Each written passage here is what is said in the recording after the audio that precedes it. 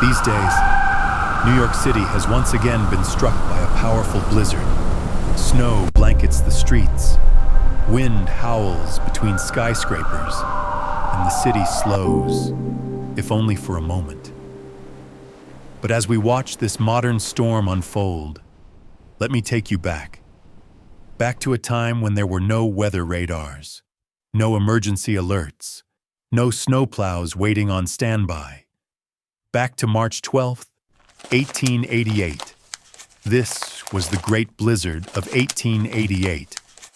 And unlike today, we have no videos of it, no moving footage, only newspaper reports and haunting photographs frozen in time. So today, let us walk across time and allow these photographs to breathe again.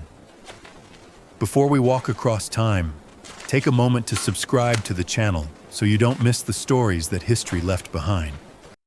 It was known as the Storm of the Century. Some called it the Great White Hurricane. It brought not only mountains of snow, but death, destruction, and a transformation that would change American cities forever. The winter of 1888 had been unusually warm. In early March, heavy rains fell across the East Coast. People welcomed the rain, believing spring was near. But on March 11th, the temperature began to drop. Rain turned into wet, heavy snow. At first, newspapers described it almost playfully, calling it a weak blizzard. They even quoted poetry to describe its beauty. But by the next day, the poetry was gone.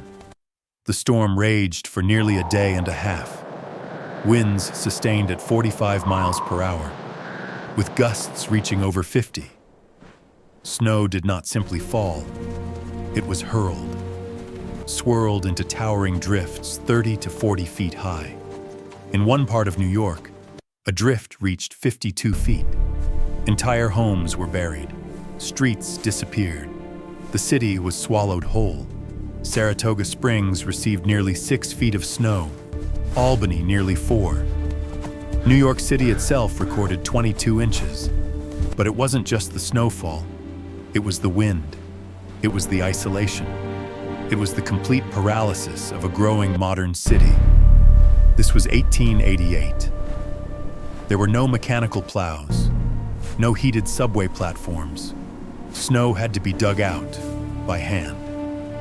Families were trapped inside their homes. Many had no food, no fuel. People had to dig tunnels to get around the streets. Telegraph and telephone lines snapped under the weight of ice.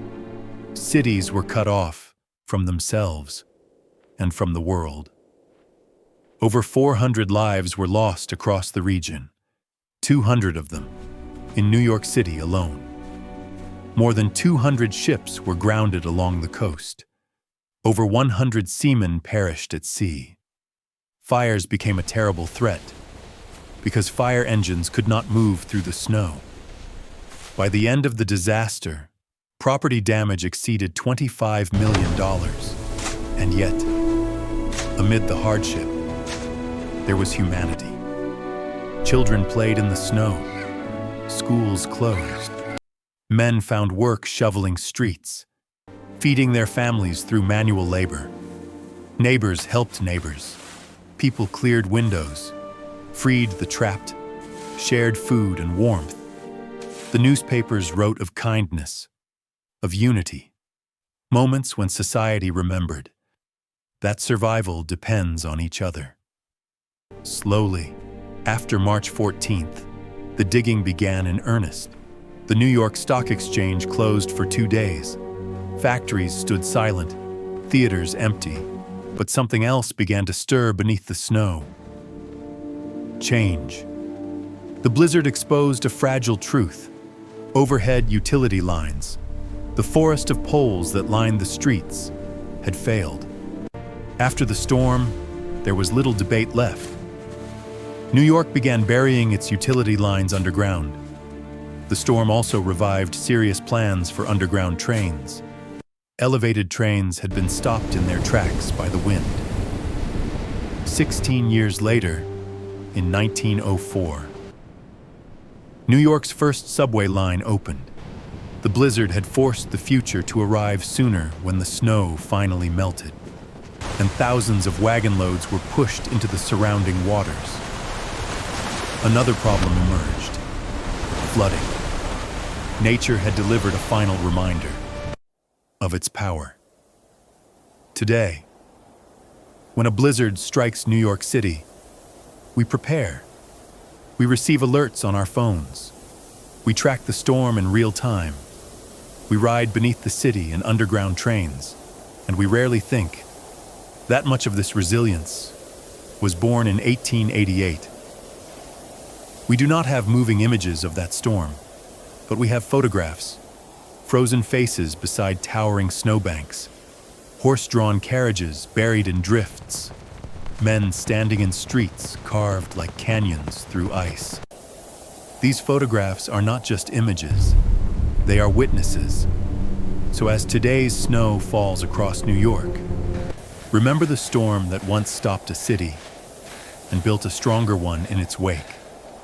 Let us walk across time and see history, not as something distant, but as something that shaped the world beneath our feet.